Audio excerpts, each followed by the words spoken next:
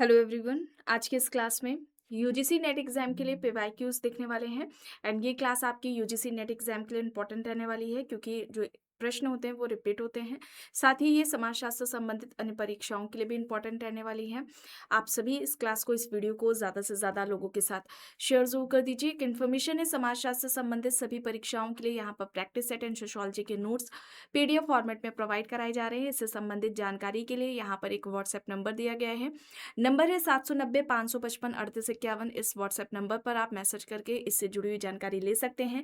यहाँ पर आपको यूजीसी नेट एग्जाम के लिए प्रैक्टिस सेट मिल जाएगा समाजशास्त्र का। यूपी पीजीटी के एग्जाम के लिए भी आपको यहाँ पर प्रैक्टिस सेट मिल जाएगा। बिहार शिक्षक भर्ती के लिए Bihar state and Bihar PGT का प्रैक्टिस सेट आपको यहाँ पर मिल जाएगा। जीआईसी के लिए जीएस का समाजशास्त्र का प्रैक्टिस सेट मिल जाएगा। जीडीसी असिस्टेंट प्रोफेसर के लिए समाजशास्त्र का प्रैक्टिस सेट मिल जाएगा। मध्य प्रदेश और राजस्थान असिस्टेंट प्रोफेसर के लिए समाजशास्त्र का जीएस का प्रैक्टिस सेट आपको यहाँ पर मिल जाएगा। इसके अलावा आरपीएससी ग्रेड फर्स्ट के लिए आपको यहाँ पर समाजशास्त्र का प्रैक्टिस सेट मिल जाएगा। सेकंड ग्रेड के समाजशास्त्र के आपको यहाँ पर नोट्स मिल जाएंगे। बेसिक कॉन्सेप्ट्स यानी कि समाजशास्त्र के मूलभूत अवधारणाओं के अगर आप नोट्स चाहते हैं तो आपको इन टॉपिक्स से रिलेटेड नोट्स मिल जाएंगे। ये बेसिक कॉन्सेप्ट्स हैं जो कि आपके लगभग समाजशास्त्र संबंधित सभी परीक्षाओं में ये रहते हैं। वन लाइनर में भी नोट्स मिल जाएंगे, ये रिवीजन टाइम के लिए बेस्ट रहने वाले हैं। थिंकर्स के नोट्स चाहते हैं तो आपको थिंकर्स के भी मिल जाएंगे, जिसमें इंडियन थिंकर्स भी शामिल किए गए हैं। UGC net exam UP PGT exam की अगर आप तैयारी कर रहे हैं, ठीक है, यूपी पीजीटी एग्जाम की अगर आप तैयारी कर रहे हैं तो इसके भी आपको कंप्लीट नोट्स मिल जाएंगे। इसमें आपका यूपी पीजीटी का पूरा सिलेबस कंप्लीट कराया गया है। कोई भी जानकारी चाहते हैं तो ये यहाँ पर नीचे व्हाट्सएप नंबर दिए गए हैं 790 555 3851। इस पर आप मैसेज करके पूरी जानकारी ले सकते हैं। 100 प्रश्न हुए थे, उसके बाद के प्रश्न आज इस क्लास में कराए जाएंगे।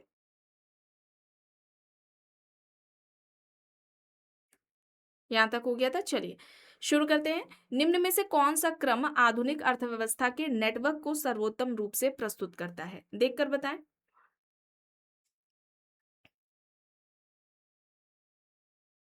आधुनिक अर्थव्यवस्था के नेटवर्क को दर्शा रहा है सही तरह से। कौन सा विकल्प होगा? निवेश, उत्पादन, वितरण, उपभोग। विकल्प डी, ठीक है। पहले निवेश, उत्पादन, वितरण, फिर उसके बाद उपभोग। ऑप्शन डी यहाँ पर आपका राइट आंसर होगा। चलिए, वॉलस्टीन के मतानुसार पूंजीवादी विश्व अर्थव्यवस्था का इतिहास कितने स्तरों का है? 2, 4, 3, 5 यहाँ पर दिए गए हैं।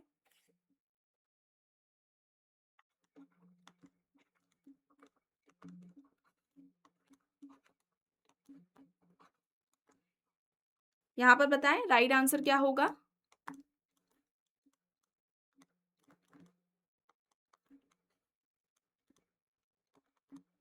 यहाँ पर आपका राइट आंसर हो जाएगा 3, ठीक है। 3 स्तरों की इन्होंने बात की थी। हिस्टोरिकल कैपिटलिज्म इनकी पुस्तक है। वर्ल्ड सिस्टम थ्योरी इनके द्वारा दी गई थी। विश्व व्यवस्था का सिद्धांत वॉलस्टीन के द्वारा दिया गया था। चलिए आगे देख लेते हैं। प्रश्न है, निम्न में से किसने राजनीतिक अभिजन का अध्ययन किया है? CW मिल्स, सच्चिदानंद, पॉलिन कोलेंडा, माइकल महर यहाँ पर दिया गया है। राजनीतिक अभिजन का अध्ययन किसने किया है, यह प्रश्न यहाँ पर पूछा जा रहा है। राजनीतिक अभिजन का अध्ययन किसके द्वारा किया गया है? तो यहाँ पर राइट आंसर CW मिल्स, सच्चिदानंद हो जाएगा। ऑप्शन ए यहाँ पर आपका राइट आंसर हो जाएगा, ठीक है। यहाँ पर अगर हम बात करें सी राइट मिल्स की पुस्तकों की, ठीक है, तो ये इंपॉर्टेंट है, अक्सर एग्जाम्स में पूछ ली जाती है। The new man of power, ये आप याद रखेंगे, ठीक है। वाइट कॉलर करके पुस्तक है इनकी, ठीक है। वाइट कॉलर हो जाएगी। अच्छा, व्हाइट कॉलर अगर कॉन्सेप्ट पूछा जाता है क्राइम से रिलेटेड तो वहां पर आपका सदरलैंड हो जाएगा। White collar the American middle classes, ठीक है, आप ये याद रखेंगे। White collar the American middle classes, ये इनकी हो जाएगी सेराइट मिल्स की। इसके अलावा the power elite, the power elite हो जाएगी। द पावर इलिट इनकी हो जाएगी, ठीक है। ये सारी जो पुस्तकें आपको बताई गई हैं सी राइट मिल्स की है। The new man of power, white collar, the American middle classes, the power elite, ये किसकी है? CW मिल्स की है। और अमेरिकी अभिजन पर जो अमेरिकी शक्ति संरचना है, ठीक है, इस पर इनका फील्ड वर्क रहा है। अमेरिकी शक्ति संरचना पर CW मिल्स ने अध्ययन किया है, क्षेत्रीय अध्ययन इनका इस पर माना जाता है। चलिए आगे देख लेते हैं। निम्न में से कौन से वक्तव्य सापेक्षिक अभावबोध की स्थिति का विशेषीकृत करते हैं? 4 यहाँ पर कथन दिए गए हैं। पहला विकल्प है, जब अनेक व्यक्तियों में से किसी एक को आघात लगता है तो व्यक्ति की छोटी क्षति भी बड़ी लगती है। विकल्प दूसरा है, जब कई लोगों को लगभग बराबर मात्रा में आघात लगता है तो प्रत्येक की क्षति बड़ी होते हुए भी छोटी लगती है। विकल्प तीसरा यहाँ पर है, संकट में व्यक्ति को जितनी वास्तविक क्षति होती है उतनी ही मात्रा में उसे अभाव का बोध भी होता है। चौथा यहाँ पर कथन है, संकट में व्यक्ति की क्षति दूसरों की क्षति से जितनी कम या अधिक होती है उतनी ही मात्रा में उसे अभाव बोध होता है। सापेक्षिक अभाव बोध की अवधारणा किसके द्वारा दी गई थी? किसके द्वारा बात की गई है? स्टॉफर के द्वारा बात की गई है। यहाँ पर आपका जो राइट आंसर हो जाएगा विकल्प डी होगा, फर्स्ट सेकंड एंड फोर्थ। ठीक है, फर्स्ट सेकंड एंड फोर्थ होगा, ऑप्शन डी यहाँ पर राइट आंसर आपका हो जाएगा। ठीक है, विकल्प डी यहाँ पर राइट आंसर हो जाएगा। चलिए आगे देख लेते हैं। निम्न कथनों पर विचार करना है। 3 यहाँ पर कथन दिए गए हैं। नगरीकरण से संबंधित है, नगरीकरण की प्रक्रिया में वृद्धि हुई है। दूसरा कह रहा है, नगरीकरण की प्रक्रिया की गति हर जगह समान है। तीसरा है, एकांकी परिवारों की संख्या में वृद्धि होती जा रही है। तो देखिए यहाँ पर पहला तो सही है, नगरीकरण की प्रक्रिया में वृद्धि हुई है। दूसरा, नगरीकरण की प्रक्रिया की गति हर जगह समान है, हर जगह समान है, एक जैसी है नगरीकरण की प्रक्रिया की गति, ये कहना सही नहीं है। यहाँ पर ये सेकंड वाला गलत हो जाएगा। और जो एकांकीय परिवार है यानी कि जो न्यूक्लियर फैमिली है उसकी लगभग जो आपकी जो संख्या है वो ज़्यादा होती जा रही है, ये यहाँ पर आपका राइट हो जाएगा। तो फर्स्ट एंड थर्ड यहाँ पर राइट होगा, ऑप्शन सी यहाँ पर आपका राइट हो जाएगा। सेकंड आपका यहाँ पर गलत है। ठीक है, अब यहाँ पर कथन और कारण दिया गया है। कथन क्या कह रहा है? समाजीकरण की निर्विघ्न एवं सुविधाजनक प्रक्रिया समाज के लिए आवश्यक है। कारण, व्यवस्थित समाजीकरण के बिना कोई व्यक्ति स्वाधीन एवं स्वसंकल्पशील नहीं हो सकता। चलिए देखकर बताइए यहाँ पर सही क्या होगा। क्या होगा यहाँ पर? पहला तो सही है, समाजीकरण की निर्विघ्न एवं सुविधाजनक प्रक्रिया समाज के लिए आवश्यक है। दूसरा यहाँ पर आपका गलत हो जाएगा। ठीक है, कारण यहाँ पर आपका गलत हो जाएगा, कथन यहाँ पर आपका सही है। प्रश्न है, वर्तमान बदलते आदर्शात्मक व्यवहार के अंतर्गत निम्न में से कौन सा एक विचलित व्यवहार माना जाएगा? ऑप्शंस हैं, प्रतिबंधित स्तर के संबंधों में विवाह करना। विकल्प बी है, जाति नियमों का पालन ना करना। सी है, विधवा पुनर्विवाह। डी है, विधवा पुनर्विवाह का विरोध करना। बताएं यहाँ पर क्या हो जाएगा?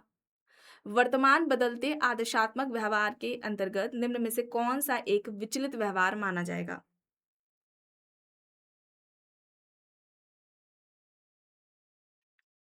यहाँ पर राइट होगा, प्रतिबंधित स्तर के संबंधों में विवाह करना, ऑप्शन ए। ठीक है, विकल्प ए यहाँ पर राइट हो जाएगा। प्रश्न है, निम्नलिखित में से समाज कौन सा अचेतन नियंत्रण जनन क्षमता पर लगाता है? ऑप्शन ए है, परिवार का आकार सीमित रखना। विधवा पुनर्विवाह का निषेध करना, ये विकल्प बी है। सी है, यौन क्रिया के वर्जनात्मक प्रतिबंध, या फिर उपरोक्त सभी।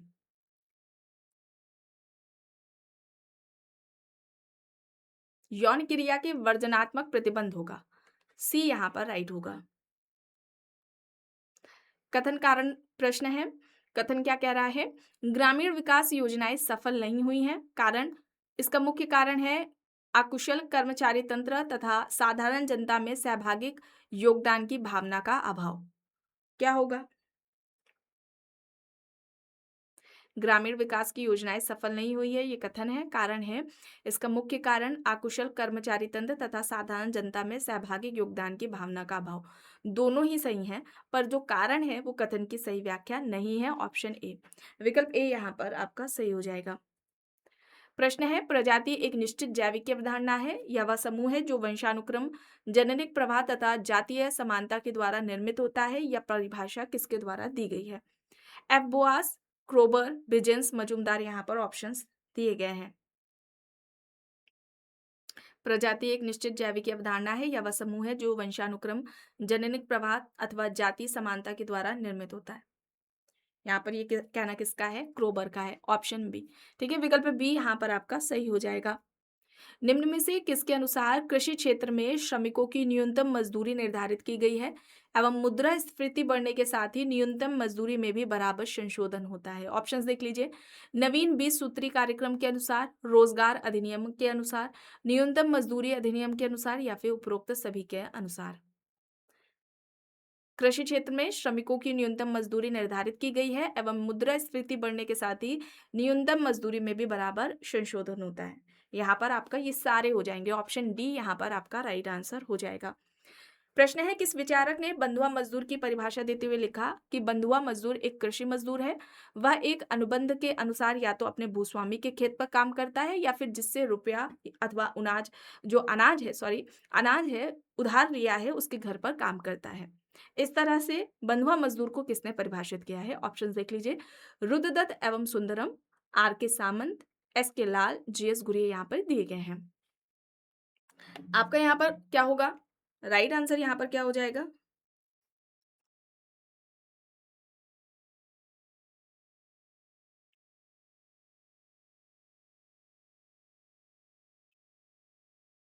यहाँ पर राइट आंसर क्या हो जाएगा? ऑप्शन ए, रुद्रदत्त एवं सुंदरम। ऑप्शन ए यहाँ पर आपका सही हो जाएगा। एक सेकेंड,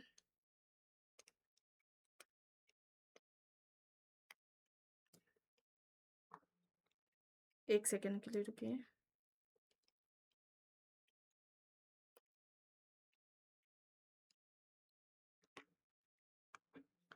ठीक है, ऑप्शन ए यहाँ पर रुद्रदत्त एवं सुंदरम होगा। चलिए आगे देख लेते हैं। कथन है, डॉक्टर भगवान दास के अनुसार धर्म और विज्ञान एक दूसरे के पूरक है। कारण है, वैज्ञानिक विचारों का प्रभाव बढ़ने के साथ ही विभिन्न धर्मों के विभेद बढ़ते जाते हैं। देखकर बताएं।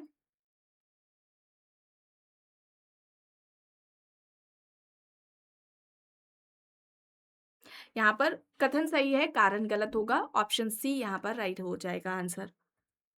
प्रश्न है, सामाजिक परिवर्तन शब्द का प्रयोग उन अंतरों या परिवर्तनों को प्रकट करने के लिए किया जाता है जो कि सामाजिक प्रक्रियाओं, सामाजिक प्रतिमानों, सामाजिक अंतर्क्रियाओं या सामाजिक संगठन के किसी पहलू में घटित होते हैं। सामाजिक परिवर्तन की यह परिभाषा दी गई है। ऑप्शंस है Cohen, Alvin Boskoff, Jones, Francis Allen यहाँ पर दिए गए हैं। सही क्या हो जाएगा? यहाँ पर राइट आंसर क्या हो जाएगा? सामाजिक परिवर्तन को इस तरह से किसने परिभाषित किया है?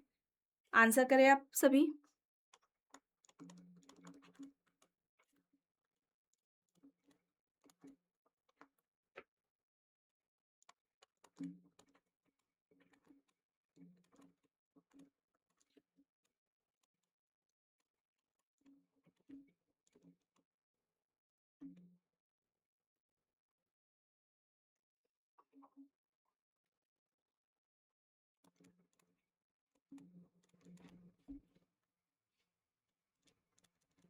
यहाँ पर राइट आंसर क्या हो जाएगा?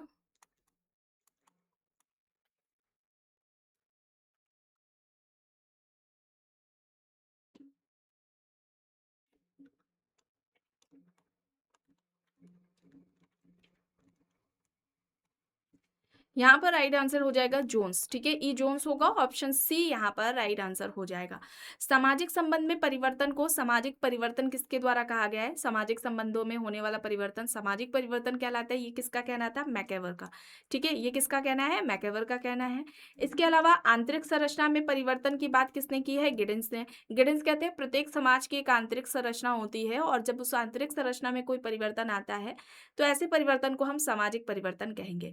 मानवीय अंतरक्रिया की अगर हम बात करें तो मानवीय अंतरक्रियाओं में परिवर्तन को सामाजिक परिवर्तन किसने कहा? मैरिल एल्ड्रिस ने कहा है। ठीक है, मैरिल एल्ड्रिस के द्वारा बोला गया है मानवीय अंतरक्रियाओं में परिवर्तन सामाजिक परिवर्तन है। संरचना प्लस प्रकार, ठीक है, स्ट्रक्चर प्लस फंक्शन में चेंज को सोशल चेंज किसने कहा? Structural and function. ठीक है, स्ट्रक्चर प्लस उसके फंक्शंस में, है ना, संरचना या संगठन और उसके प्रकारों में परिवर्तन सामाजिक परिवर्तन है। ये बात किसके द्वारा की गई है? तो किंग्सले डेविस हो जाएगा यहाँ पर। ठीक है, किंग्सले डेविस हो जाएगा।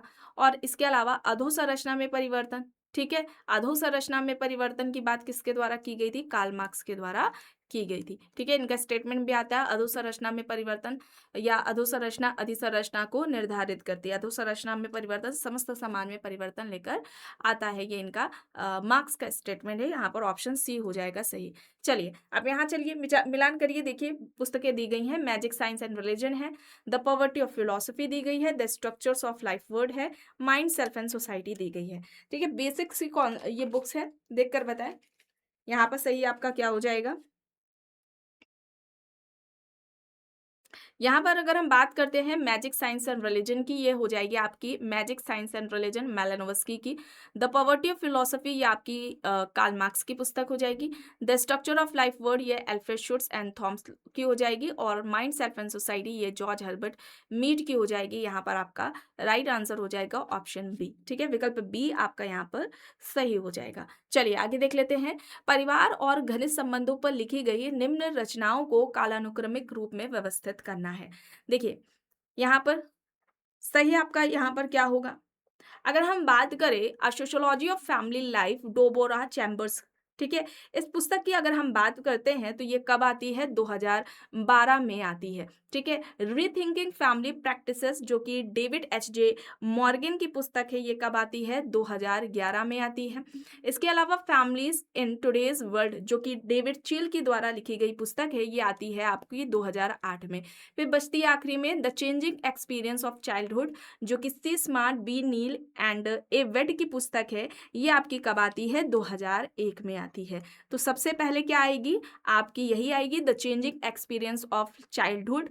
ऑप्शन यहाँ पर देखिए फोर्थ सबसे पहले यहाँ पर दिए गए विकल्प डी। ठीक है, फिर second number book families in today's world David chill की हो जाएगी। सेकंड आपका इसके बाद आएगा रीथिंकिंग फैमिली प्रैक्टिसेस जो कि डेविड एच जे मॉर्गन की 2011 में आती है। फिर लास्ट में आपकी sociology of family life Deborah Chambers की आती है जो कि 2012 में आई है। ठीक है, ये सही क्रम में बताया गया है। ठीक है, जरूरी नहीं है इसे सही क्रम में ही लगाने को आए।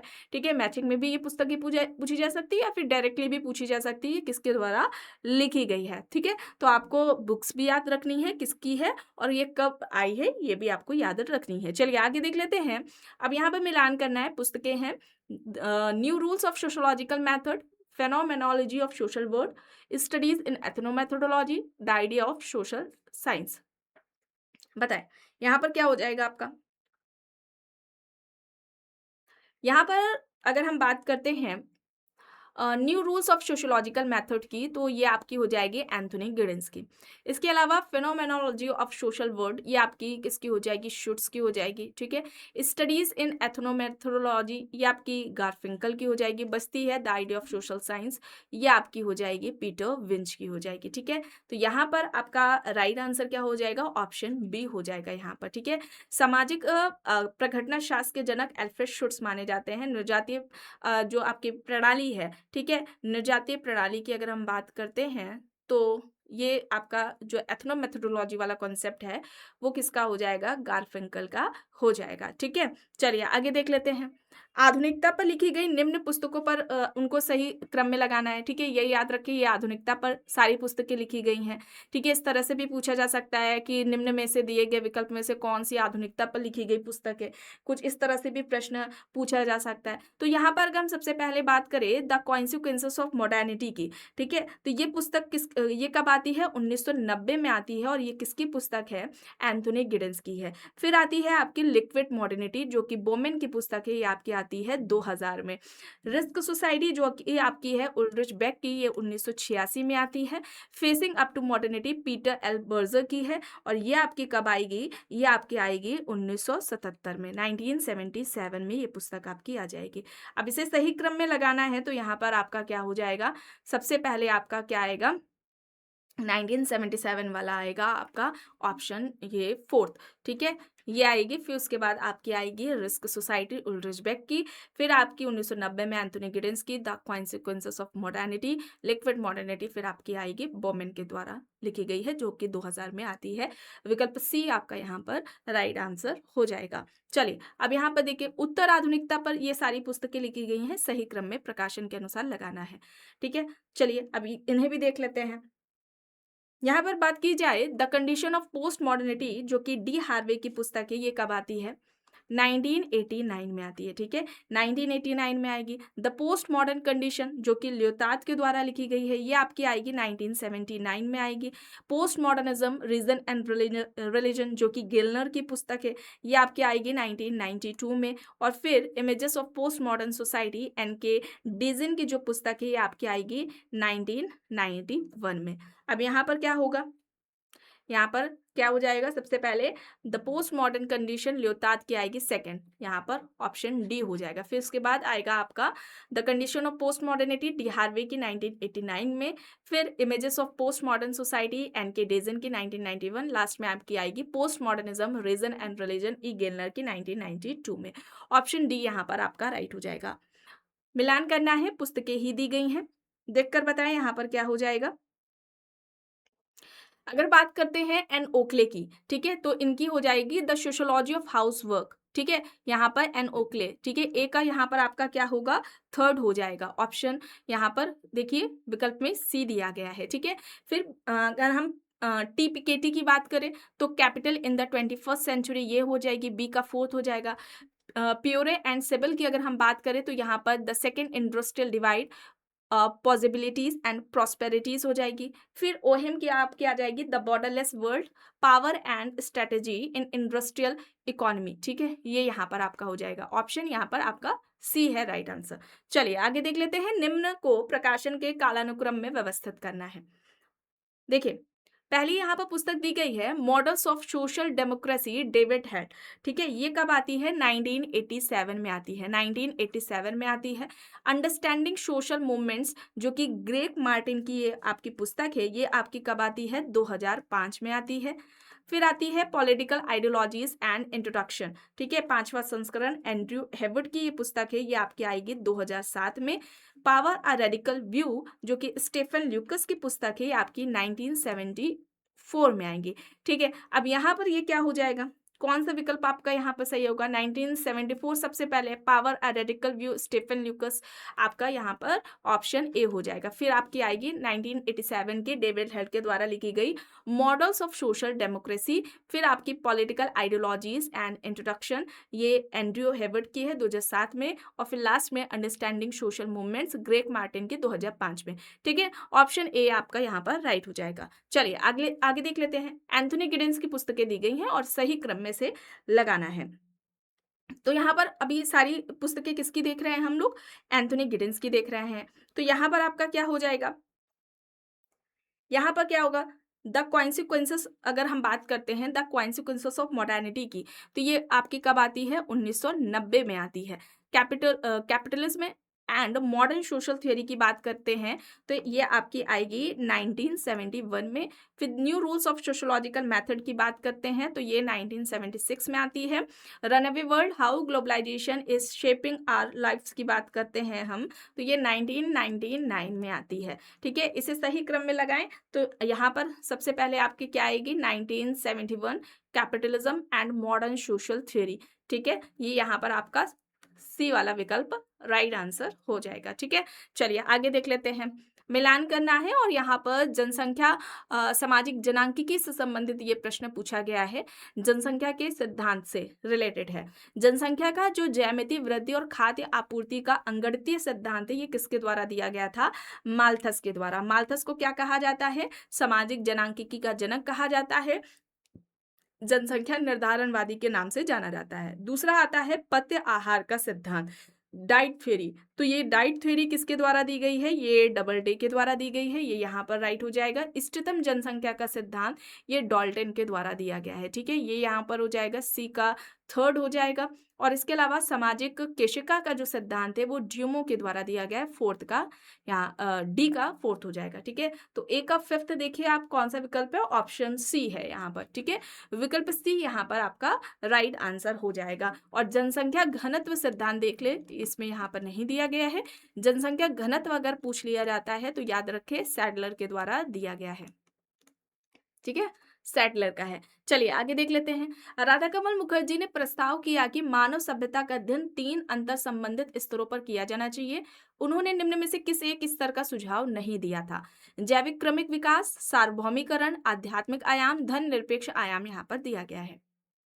यहाँ पर सही हो जाएगा धन निरपेक्ष आयाम, धन निरपेक्ष आयाम विकल्प डी यहाँ पर आपका राइट हो जाएगा। चलिए आगे देख लेते हैं, कथन कारण यहाँ पर दिया गया है। कथन है लिंग को स्त्री तथा पुरुष क्षेत्रों के अंदर सामाजिक असमानता के आधार के रूप में संरचित किया गया है। कारण है सभी स्त्रियां अपने परिवारों तथा समुदायों में एक समान रूप से असमान नहीं है। क्या हो जाएगा, यहाँ पर दोनों ही सही है, कथन और कारण दोनों ही सही है और कारण जो है वो कथन की सही व्याख्या नहीं है। ऑप्शन सी यहाँ पर आपका राइट आंसर हो जाएगा। तो आज की इस क्लास में बस इतना ही। आई होप ये क्लास आपको पसंद आई होगी। अगर पसंद आई है तो प्लीज़ लाइक करिएगा, कमेंट करके ज़रूर बताइएगा। चैनल पर अगर आप नए हैं तो चैनल को भी ज़रूर सब्सक्राइब कर लीजिएगा एंड इस वीडियो को जितना हो सके ज़्यादा से ज़्यादा लोगों के साथ शेयर भी ज़रूर करिएगा।